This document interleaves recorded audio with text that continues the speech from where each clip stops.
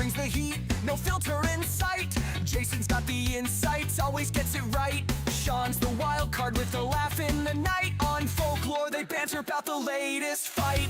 FolkLOOR podcast, stories non-stop, entertainment, gossip, and tech's new crop. Loud opinions, like a punk rock bop. Marcus, Jason, Sean, they never drop.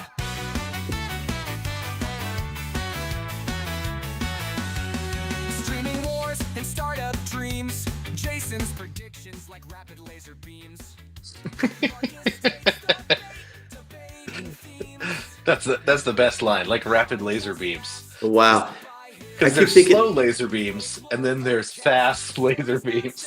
Oh, yeah. I hate those slow laser beam days. You shoot them, and then it's like... Yeah. Yeah, slow laser beams. Then another new band name. Yeah, exactly. We lost Marcus's sound. So I was muted the whole time. There was no intro. No, we can hear the intro. No, we can hear the intro. Oh, you can hear. Oh, you were talking. I was talking. I was saying, "Welcome to the FolkLOOR podcast." I'm Jason. You're Jason Farley, and I was doing that this whole time. You want to take two? Do it. Hey, for the audience now, do it again. Okay. Welcome to the FolkLOOR podcast. I'm Marcus Pittman, Jason Farley, and Jason Machine Gun Farley, and Sean Tomlin. Didn't you mention Jason Machine Gun Farley? You mentioned Jason Machine Gun Farley right as I'm talking about your name, which is why I didn't realize I was muted. It's the slow laser beam. The slow laser beam shots. Yep, exactly. Yeah. Well, welcome everybody. If you're in the chat, feel free to interact and join us for the show. If you're watching it right now live, be sure to like and share and retweet and comment and engage and make the algorithm let the algorithm know that you're watching and you're interested. That helps us out a lot. First of all, big news with LOOR. We'll start out right off with big news for LOOR. I think three projects funded this week, which is huge. Huge. So Esoterra, the second installment of Esoterra, the second episode of Fleur de Lis season 2, funded, and then Subclass, the pilot episode for Subclass, which Jason has been excited about for a long time. That's been one of the projects I've been most excited about. It's a futuristic sci-fi about the first graduating class of babies that were designed, of designer babies. And so what would the graduating class in a high school of the first group of babies that were designed by science be like? So I'm so excited about that show. Such a great concept, great writing and production team attached to it, or that has it. And yeah, I'm really excited. Yeah, and Jason, really quickly, your microphone is most likely your earpod microphone right now because it's super tinny. or you got that microphone on Temu. So no. David, who did my setup, is probably rolling his eyes right now. He's like, that's much better. I worked so hard on that setup, and you can't even turn it on. Sean, what's new with you, man? How's Italy? Yeah, Italy's good. It's last day. I just want you to know it's midnight here in Florence, Italy, and I'm getting on a jet plane back home tomorrow. Oh, fantastic. Yeah. You won't have to do shows at midnight anymore. That's exactly right. Really excited about that. Yeah, that's great. So those three shows funded. You can subscribe to LOOR right now and you can watch them. And I really like the idea of opening up each podcast with the shows that funded the week before. That's exciting. I know the guys who've done Subclass have been working really hard and pushing on their Instagram and socials to get it funded. And now it's finally funded.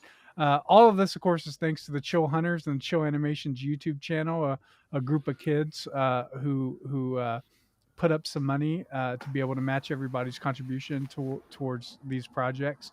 So thanks to everybody who funded and pushed and promoted that.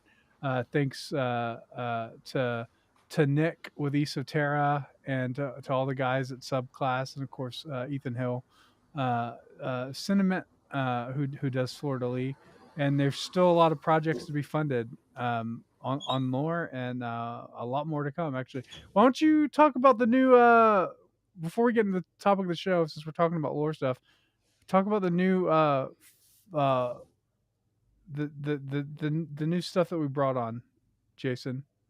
Yeah, what went up this morning was the Ryan Flynn Challenge, a comedian and is he a skateboarder? Is that right, Sean? Yeah, I don't know if Ryan was a skateboarder or not. I'd have to fact check that one. But he's a comedian, and he did a series of sketches where he needed this really funny stuff. He needed money, and so he is doing different challenges in exchange for some help out of his financial struggles. And so he gets the challenge at the beginning in a suitcase or in a briefcase, and in order to get his financial help, he has to do whatever the challenge is, and they film it, and it's just a funny set of sketches. So the first one is up there and going, and then the other ones that we put up are what are the other ones that we put up? It was a lot. I know. There's a whole bunch that went up. Why is it? Just go to Lore TV and look at all the new projects that are up. Like that, there's a lot of sketch comedy, a lot of sports action stuff. So just go there, check it out. Sean's done a really great job acquiring this content that is new to a lot of people, because it was back, when it aired. I don't even think there was TiVo yet, was there, Sean, when it came on? Oh wow! Like you couldn't repeat it. You couldn't. What? What'd you say? It wasn't that long ago. Are you sure? It wasn't that long ago. Did you guys have touch tone? Okay, there was rotary dial. We rotary dialed into the internet back then. Okay, so there was TiVo. But one to go check out that I think is just the funniest is Giovanate, who is doing stunts, and so it's a European, it's like a Eurotrash stunt man doing stunts in the just places that he finds in the neighborhoods, and that one cracks me up every time. Yeah, European stuntman with all the proper Euro vibes. With all the Euro vibes. All shot in the mean streets of Los Feliz and Silver Lake, Los Angeles. Okay. Yeah, I think I mentioned it on an earlier podcast, but you said sketch comedy. I would say it's sketchy comedy. Sketchy comedy? It's a fine line between the two. Yeah. Okay. It's sketch comedy in the sense that they're short sketches, but it's not sketch comedy in exactly that sense, because it's they're out in the neighborhood with cameras running wild and creating things on the fly. I love it. I enjoy it immensely. Yeah. Well, I say to everybody, help us get that full catalog of late night programming. So we put up like the pilot episodes, I guess, of everything. So go check it out at lore.tv. Awesome. I'm just resharing this on my Twitter account to see if that kind of gets. Well, while you do that, you want me to give a trivia question of the week? Yeah, go ahead.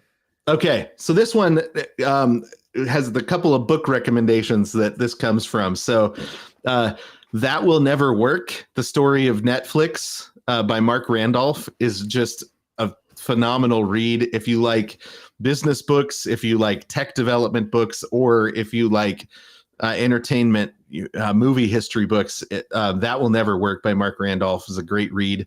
And then Binge Times, which I'm in the middle of, by Hayes and Kamielewski, about the history of the streaming wars, really, between all of so it's all the different streaming companies. So it's just a fantastic tech history book and business history book.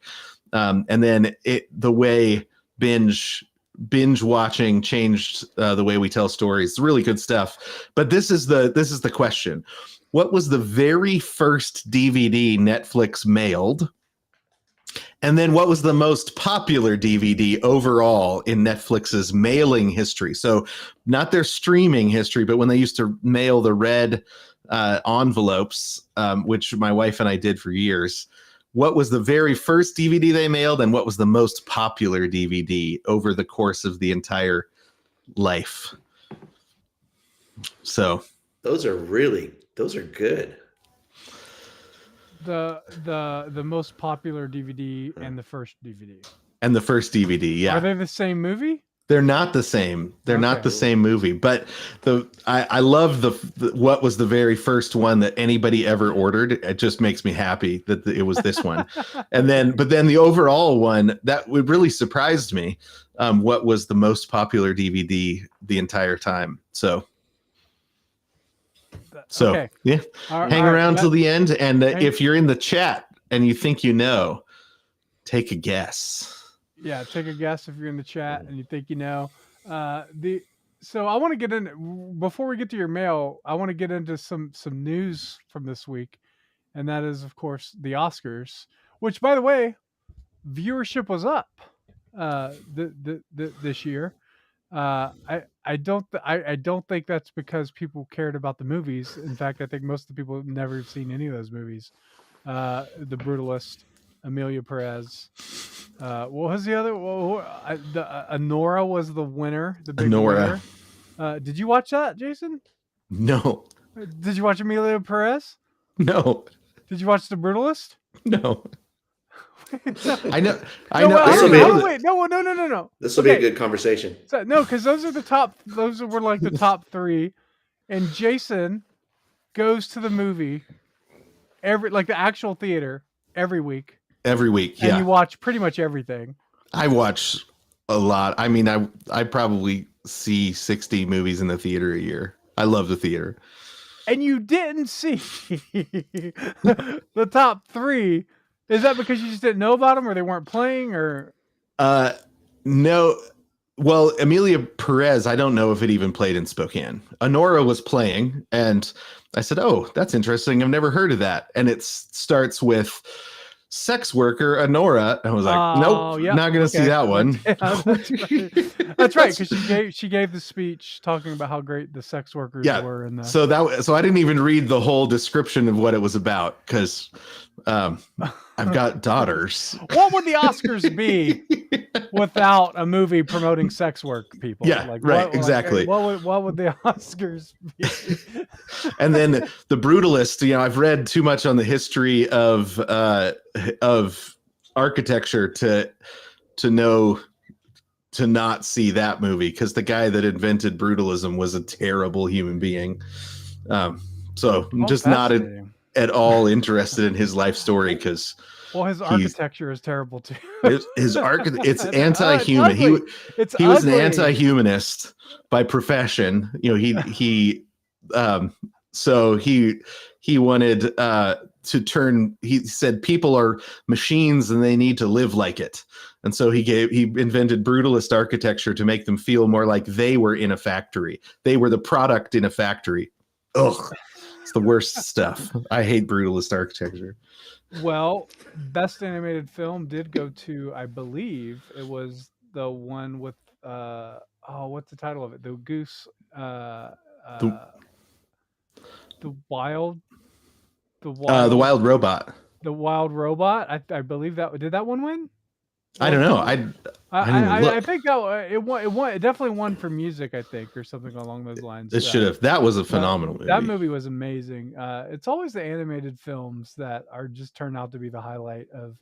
Do you guys remember they didn't have they used not to have an animated film category and the animated films would have to compete with the regular films. And I think my personal opinion was those animated films were so insanely popular that they would have crushed all the political messaging of the the not so popular movies, and they would just never ever get to compete. But no, so yeah, so you have all three movies that most people haven't even heard of. Actually, Amelia Perez have 5.4% on IMDb, which means in general people didn't think it was a good movie, but it got nominated anyway. So there's a lot of shenanigans going on. Yeah, shenaniganizers all over the place. So anyway, but I will say, I think the best part of the Oscars was Conan O'Brien hosting. I think he did just a phenomenal job. Exactly what you would think of with Conan O'Brien hosting is what we got, and I thought it was really great. The Adam Sandler Conan O'Brien bit was amazing. Because that's exactly how I feel when me and you go to a film festival.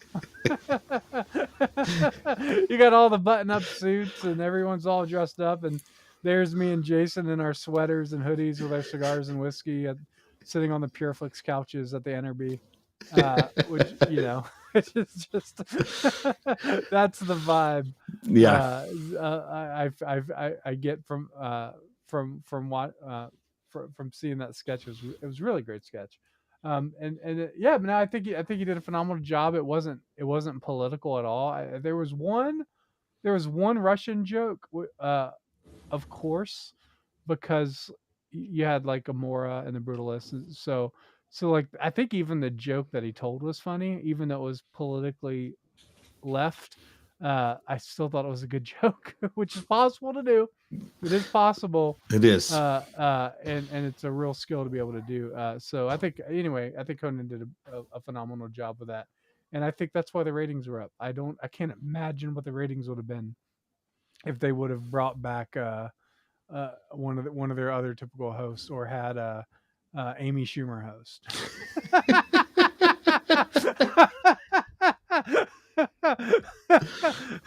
Didn't they do it? Didn't they do an all-female comedian hosted event one time?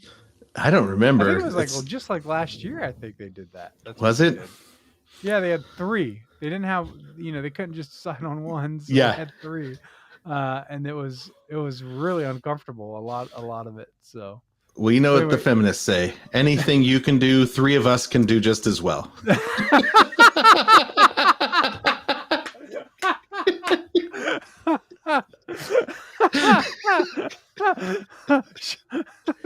Sean, did you watch any of the Oscars, man? Last time I watched the Oscars, I think it was 2005. I've been I don't remember. I've been boycotting the Oscars. Although I would like to see Kristen Wiig as a host for the Oscars. Oh, she'd be good. She'd be really good. She is one of the best that's ever done it. I mean, for me, it's naturally funny. Yeah, I think it's between her and Pauly Shore. I think would make great. Pauly Shore would be amazing. Yeah. And of course, everybody wants Ricky Gervais to come back, and everybody except for the people that are there. That's a good point. I know Gervais is a diehard atheist, but I would be willing to have Gervais host the Lore Awards because he's just really good at what he does. He is really good at what he does. Everybody wants Gervais to host an award show again, and no one will do it. I want him just to host one of my dinner parties. Yeah, nice. He doesn't respond to instant any kind of direct messages.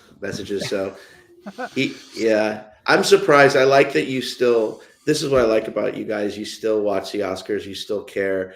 I don't, so I get to be sort of on the sidelines here on this one, watching like a tennis match. Yeah, I don't. I don't necessarily care about the movies or whether or not because I don't think necessarily the movies that win always deserve to win or anything like that. I do like the fact that it's a live event. I like to watch live television still. I don't think live TV is going away ever. and I also like when they have a good host, like someone like Conan, who's the greatest of all time, I think, in terms of hosting anything. And so I thought that was a good choice, and I was very excited to see him do that. Super well deserved, and I mean, I mean, if I had a choice of a host, living or dead, for the Oscars, it for sure would be Norm Macdonald, right? But that's not an option right now. But anyway, I so was like, always like my host to be living, but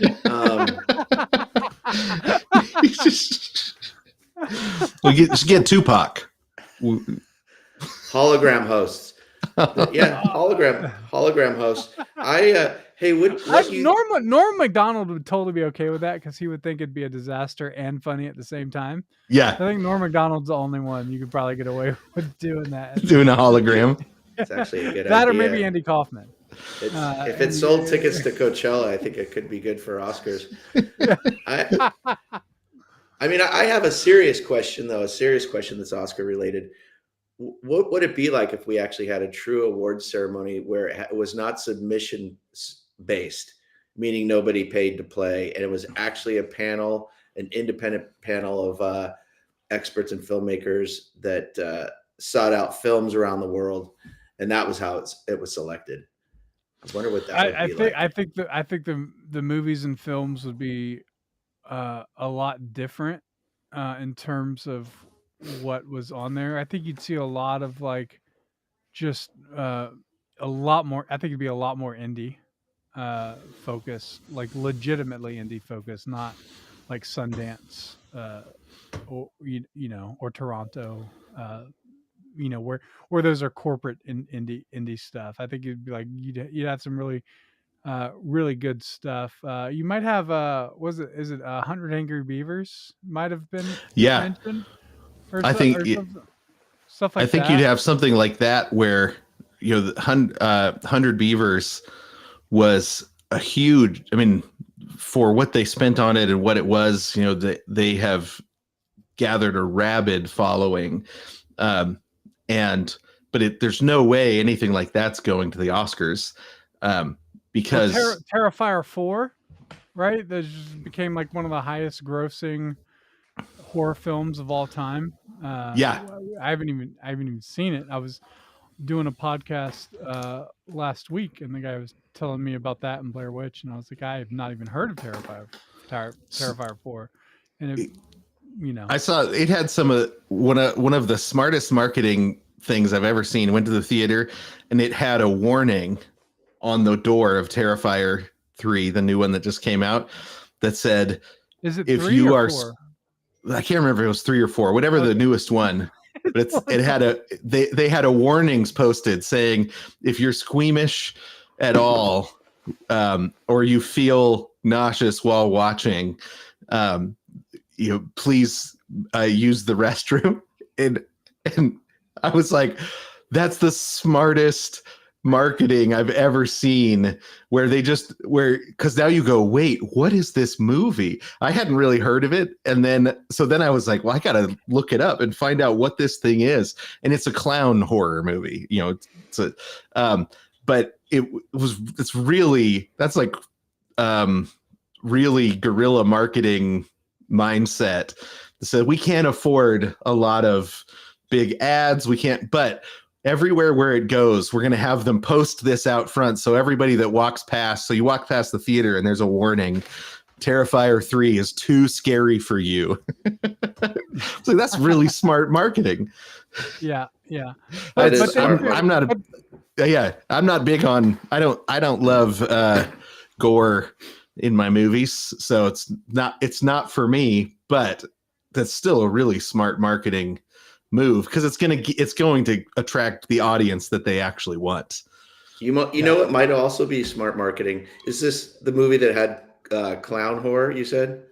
Clown horror, yeah. Okay, so that made me think of sex worker and how that's a PC-ified term from prostitute. So I was thinking there's probably a lot of clowns that are deeply offended by the word clown and we need to come up with a PC term for clown. And I'm wondering what that would be. It'd be painted humorist. Painted humorist. Painted. Okay, that's good. Do you mind if I just take a quick vote? Yeah, Okay, painted humorist. Okay, Have you ever what's another seen one? the short movie called Whiteface about clowns? You can't call it whiteface. No, but I know. I'm deeply You can't call it that anymore. But it's a really funny movie about a clown talking about his whiteface and how offended he is that other people, What's another? I like painted humorist. Just give me a couple other PC terms for a clown. Balloon worker. Balloon worker. Balloon worker. Wow. Okay, there you go. This is how we workshop, ladies and gentlemen. That's the winner. That's the winner. Sorry, Balloon worker. Yeah, Marcus. I really like it. I liked painted humorist, but balloon. No, you got to go with balloon worker. Yeah, it came in number one. That's the winner. So.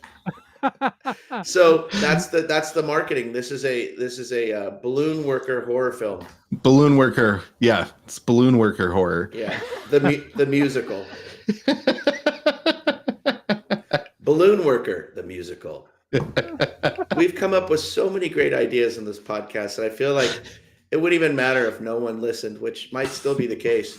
But this is how great ideas are made, ladies and gentlemen. People are getting an inside peek. All right, balloon worker. That's it. You've just motivated me. Sean, you got some mail? I did. This is the problem. I have a bunch of mail. Okay. It's all because I've been in Italy now for like 4 weeks. It's all coming in Italian. Oh no. Yeah. So exactly. So I don't have time to translate all of this mail and this receipt, which was just accidentally stapled to it. I'll put this over here. Joseph Grand is listening. I did have a question though.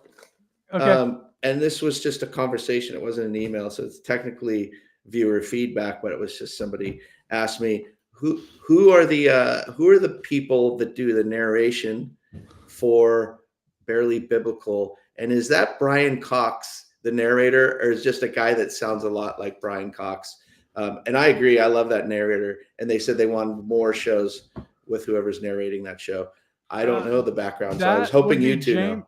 That would be James Arnold Taylor. He does a lot of voices.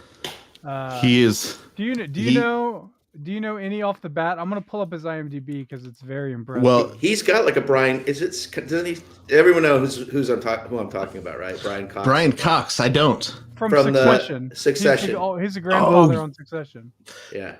Also in Super Troopers. Whoever is a Super Trooper fan, he's also one of the best comedies ever made. Oh man, Super Troopers. That was a funny movie. So he's in SpongeBob SquarePants, the video game. He's in Loud House. He's like 3 main characters in Loud House. He's in Trolls. He's in Clone Wars. Clone Wars. He's got a great voice. Oh, he's one of the best. Oh, look, Barely Biblical. There's a show he's on called Barely Biblical. And then Star Wars: The Old Republic, Legacy of the Sith, which is a video. Really? These are video. So he's got some serious credit. Oh yeah. He's also, this is like one of my favorites. He's Ratchet from Ratchet and Clank in the video game, which is like that's his biggest. Way. I think that's his biggest. That's like being Mario. Or like that's like it doesn't get bigger than Ratchet and Clank. It's like the Mario of Sony, like that's one of the big ones. So, I mean, his biggest credit is probably Star Wars. That's pretty big, wasn't he? Isn't he Obi-Wan? He's Obi-Wan Kenobi. And he's on Obi-Wan Kenobi. I think we could have started with that. Yeah, I'm pretty sure that's his biggest credit. That I think I remember that character, and I think I remember that movie. Yeah, he really makes. I love Barely Biblical, but that voice is just, man, I could listen to that all day long. It's good. He's a great narrator. Yeah, I'm going through, dude. His IMDb is like hundreds long. It's insane. Well, But yeah, so he does all the narration and all the most all the voices on Barely Biblical, I would think. So Yeah, he does a good amount. So a lot of them. before I close this segment, I just want a call to he's action. also Everyone. the voice of Fezzik on the Princess Bride game. Oh, Yeah. wow. That's so he's got a long list. Well, I just want to ask everyone, please write in English because I won't be able to read all this mail in Italian. Thank you everybody for listening. That's this week's mail. We do, and we've got Joseph Granda in the audience, an incredibly talented filmmaker and writer who's currently on tour with Sasquologist, his movie that's out right now. That if you are not looking for when it's playing in your area, you need to. The Sasquologist, fantastic. Have you seen it, Jason? I've seen it. I loved it. It's wonderful. It's really good. Do you think our band could maybe work that into their song today? I think so.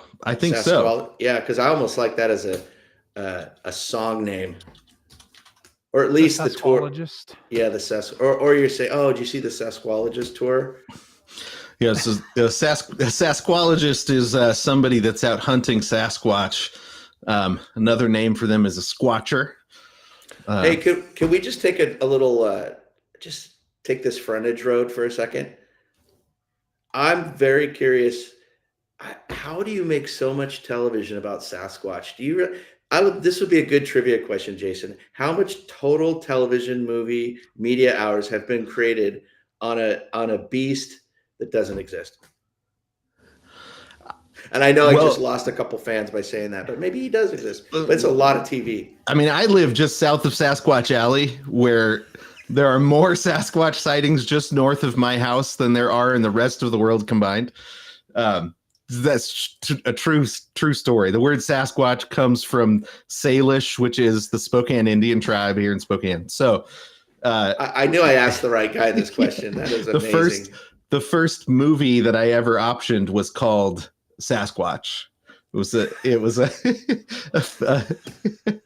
so 437 Joseph, is that true? 437 million hours of Bigfoot TV. I think to date, yeah, which is probably about how long the world has existed. But Joseph Granda is at the Big West Weird Fest this weekend. Joseph, where is that? He's doing a screening this weekend. I don't know where the Big West Weird Fest is, but we do need to figure out how to screen it on Lore TV because it's absolutely it's a wonderful. So I've got hey Jason, can I pitch Wisconsin. you a show? Can I pitch you a show idea right now? Yeah. And you can spin it to make it funny, but I want to do a show about a family or somebody who actually found Sasquatch, but they don't want to tell anybody, but this is their story and how he's now a house guest or they're raising him or trying to domesticate him, but he's living with them now. And they're trying to hide him from the neighbors. They're trying to hide him from the neighbors. It's kind of like an ET, stuff an ET in the closet, but yeah. And like when they need to go to the hospital, he can pretend that he is the police siren. Now it's funny. And he's also a balloon worker. He's a balloon worker. We'll call it Harry and Los Hendersons. And it's all in Spanish. I thought this sounded familiar. I was like, are they talking about Harry and the Hendersons? Yeah, there you go. See, I love how you guys, I love leading you down that path just to get there. When I was a kid, I laughed so hard at that movie. I'm afraid to rewatch it and find out it's not as funny as I remember it is. But hey, is that true though? Is Joseph, is that right? It's really 437 million hours. I'm guessing that's probably not exactly accurate, but it's still a lot. A slight exaggeration. A slight exaggeration. How much TV was created over something that I mean, think about it. It's like these ghost hunter shows. It's like you're never gonna find it. but there's plenty Yeah. of TV to be had. Well, just the good thing is, editing. as soon as you find it, you realize you need to help hide it. That's what happens. Those shows always find it, and then they're like, "But we need to help hide it." They get It's in like on the ET. conspiracy. Yeah. Yeah, It's like ET. Wow. Yeah. Yeah. Well, thank you for breaking that all down for me. I'm deeply fascinated by anything Sasquatch. So if you're in Wisconsin, go see the Sasquologist with Joseph Granda at the Big West Weird Fest this weekend. It will be well worth your time. Bigfoot is forever. Bigfoot is forever. I got to do a Sasquatch tour with the chief of the tribe here because he heard I was making a Sasquatch movie. And so he took me to all the places where he knew people had seen Sasquatch. It was amazing. It was And you actually believe Sasquatch is real? I do now. I didn't when I got the job to write the movie.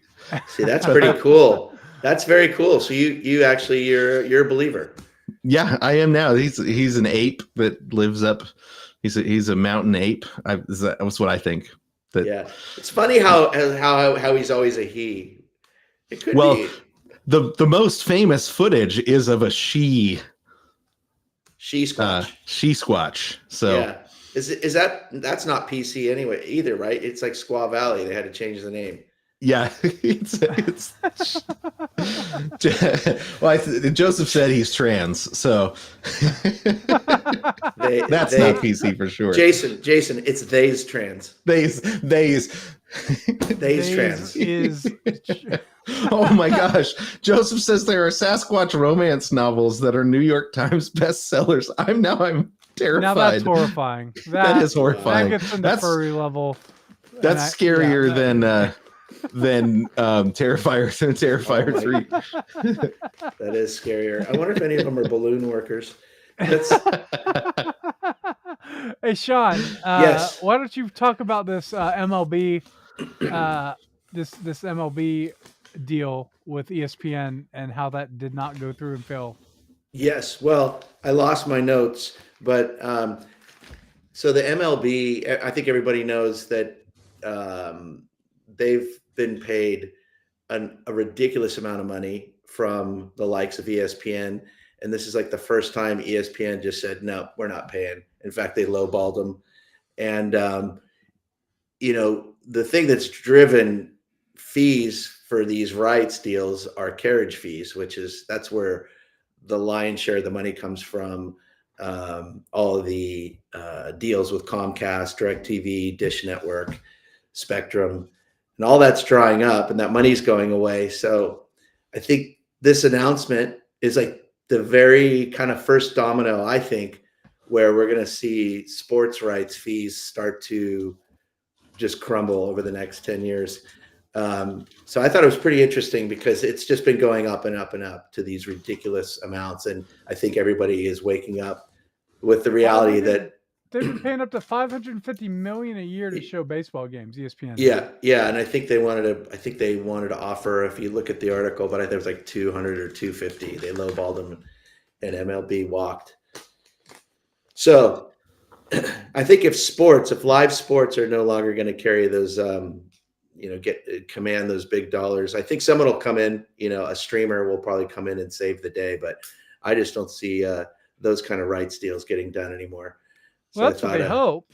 Yeah, they hope a streamer will come around, and I'm sure someone will, because I think there's still a demand for baseball. I mean, but the question I would have is, well, why does ESPN need it, or why should ESPN have it when it's a much better experience on, say, YouTube TV or Apple TV, where you can actually watch the show with live stats and search and all sorts. There's so much. I mean, it's like baseball is such an information heavy game, that it just makes sense to have one of these technology companies like Netflix or YouTube or, Netflix, Google, or Apple take over it. And ESPN doesn't have to be there anyway. And ESPN's already pushing live sports now anyway, especially with like WWE, the Mike Tyson, Jake Paul fight. That was Netflix, right? Yeah, sorry, Netflix is pushing live sports with WWE and all this, and Apple has MLS. Big deal for Major League Soccer. Where they actually gave the top athlete equity in Apple. That's how because he was going to go over to the UAE and play, and they were going to offer him like a lot of money, and Apple said, well, we'll give you shares in our company. Messi, is that his name? Messi, yep. Yeah, and and Apple came by and said, we'll give you shares in the company, and he was like, well, I can't beat that. I think like Adidas came in too, like, so they went and got all these corporate sponsors to come in and fund one athlete as a way to bring attention to their platform and stuff. So like, yeah, so going back to that and that's for MLS, which, I mean, in America it doesn't have a big following at all, but worldwide it's huge, and that was to get one of the biggest players in the world to play on an American soccer team. Right? And so you say, well, if they could do that, well, ESPN, like, they really need to be a lot more creative in sort of how they come up with these deals and stuff, because they're gonna be on the losing end with all their sports rights and stuff. And ESPN doesn't exist without sports rights. It's not a channel that is completely like, it's not like the Weather Channel where they can just make up their own weather. They're not making up their own weather. But they're like everything is done in house in studio, like it's all made there. But ESPN can't do that. They have to have replay clips. They have to have rights to replay clips and show programming and stuff like that. So I don't know. I don't know if it's a good move for well, I think it's a good move for ESPN to offer less. I think they should, because I don't know if baseball is worth that price. But the other thing too is, all the athletes' salaries, they're all tied to that. What? Yeah, it's all tied to that money. That's where the money's coming from. The salaries don't come from ticket sales, it comes from broadcasting rights. So that when you see someone, the guy that just got hired at the Dodgers for like $100 million or whatever, that big number, it's the highest paid athlete or highest paid trade of all time. That money comes from these rights that are sold. So MLB's like, yeah, well, we want $550 million because $100 million has to go to this Dodgers player. And ESPN's like, yeah, we're not doing that. It's a big deal for, it's a big loss on both sides, I think, at the end of the day. But I think there's going to be ways that are better for the audience at the end of the day, and cheaper broadcasting rights means cheaper broadcasting. So it benefits everybody all around. So technically, it should work that way. Your cable bill should go down if they're not paying. If ESPN's not paying $500 million for baseball, almost $10. Almost ESPN's getting almost $10 a subscriber per month. That's a lot of money. Wow. That is on cable. Like traditional cable. Yeah, cable satellite. Traditional cable satellite. Yeah, that's how much they're getting. Well, it's not. It's going down. That's why they didn't want to pay $550 million anymore, because they know they're not going to have that $10 per subscriber much longer, right? So that's going away. Yeah. So, yeah. But I think what's interesting is, for the longest time, the only reason you kept cable was, well, it's the only place you can get sports, because you could get everything else, almost everything else, other places, but you couldn't get sports live. And as soon as that goes away, the cable cutting is going to speed up. So, yeah, that's right. Yeah, so it'll be one to watch. Yeah, fascinating. Can you guys think of any other big shift that's happening in the entertainment space along those lines of ESPN right now? Oh, in terms of like the money flow completely changing. Yeah, because Yeah. it's completely shifting. Like even on the Oscars. Well, I have to Um, wonder, you don't hear much about this, and I'm sure maybe we've got an expert in the audience, but I don't understand how the theater chains are hanging on. Because I can't tell you the last time I went to a movie theater where there were more than 5 or 7 people in the theater. I have not. What was I don't even remember the last movie I went. It was probably Spider-Man. What was the last? No, you know what? The last movie I went to go see in the theater was with Jason. It was Saturday night.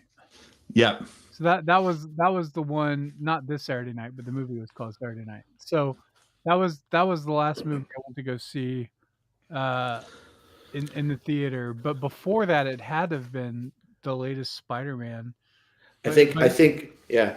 I mean, if it keeps going as it's going, to Chris's point, who just chimed in, I think they're going to have to make up the money only in popcorn. So it'll be like a $10,000 bucket of popcorn, Well, but it'll be the best popcorn. That's actually one of the things that they have done in the last 2 years is now when you go in, every major movie has its own bucket of popcorn that you pay extra for. Yeah. So I have specialty popcorn buckets. And it's, an extra $1.50 to $3, depending on how wild it is. Cause it's all sorts of different. Oh, really? So it's not just like a branded container. It's actually it's everything from like a branded container with a special lid to, it's 3D printed. 3D printed lions dens when Simba came out, or not Simba, Mufasa came out.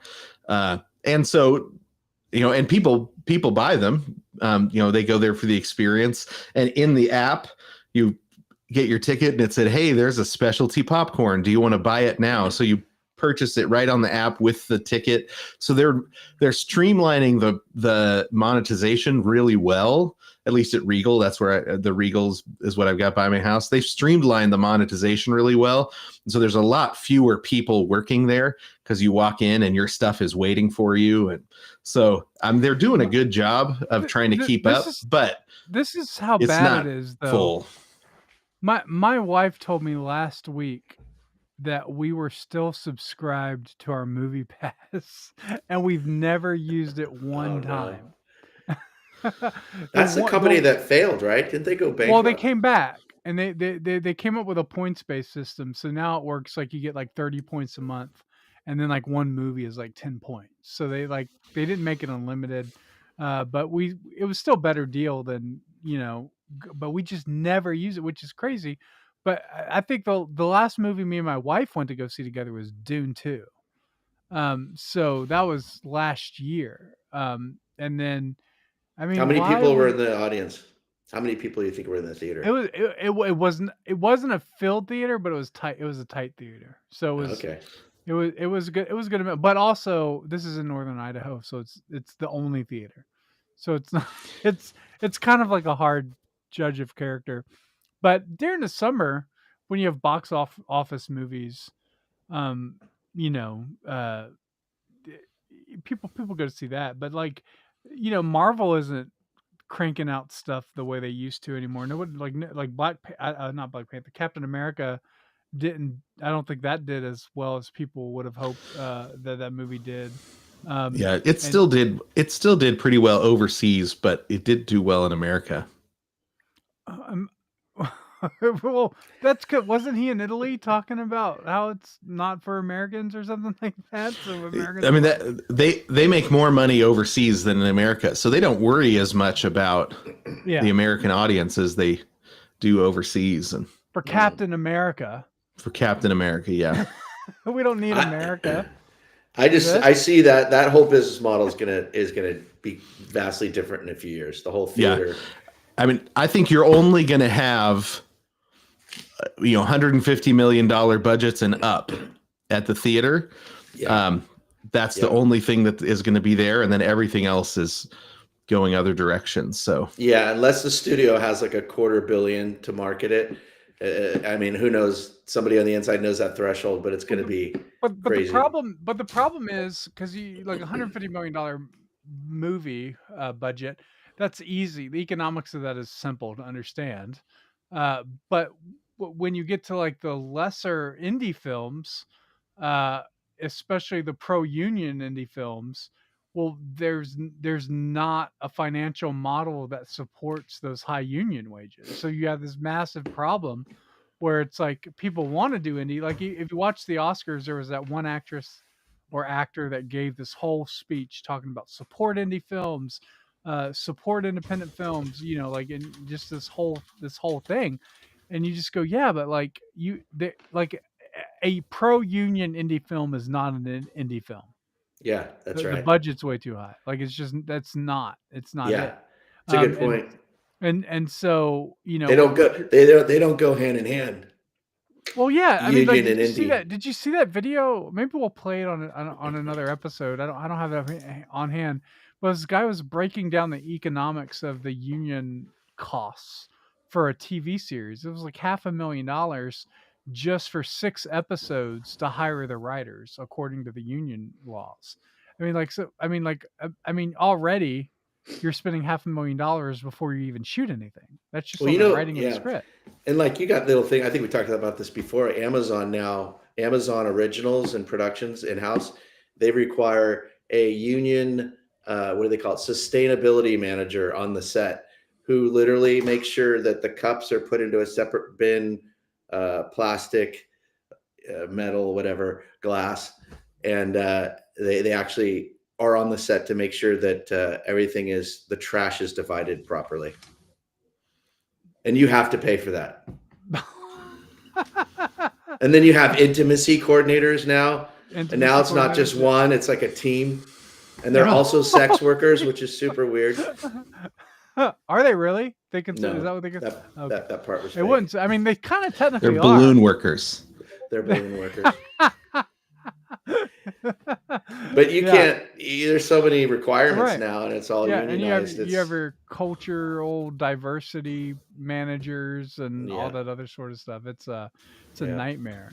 So when that guy's up there saying on the Oscars, support indie films, support independent films, I say I'm all about that. Like I think we should be making films for $10,000 or $20,000 and just shocking the world with like low budget stuff like that. It'd be amazing.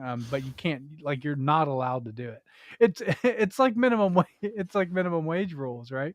It's like, you want to hire somebody, you have to pay them the minimum wage. And if they say, well, yeah, well, I just want to work, for food for my family, I'll come in and work for food for my family. You're not allowed to do that. You're not allowed to do that. It's illegal, and it's it's like that Ron Swanson quote that where he's like, if I have an apple and you buy an apple, or you want to buy an apple and you give me money for apple and I give you apple, that's how easy business should be. Right? Like it's a great line because it's not at all that way. And so, but yeah, I think what we're gonna see, especially with the movie theater shakeup, is we're gonna see indie films that are like micro budget indie films are really gonna like start to take off and go nuts, and people are gonna be like, why don't we have these movies?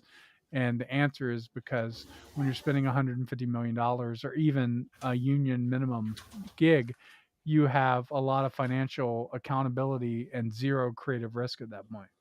And so, so which I guess, before we go, I just want to mention one thing too, because we're talking about, big budgets and stuff like that. Like Severance is $19 million an episode right now. It's insane. $19 million an episode. I mean, that used to be a big budget movie back not that long ago. Right. No, one episode of television. Yeah, one episode of television, and it's just became the number one most watched television show of all time, which is, I want to know how they get those numbers, because I kind of think like Carson had to have killed that, because I don't know how that number is being calculated, because Carson was getting 30 million a night. But anyway, maybe it's number one most viewed show of all time on streaming or something like that.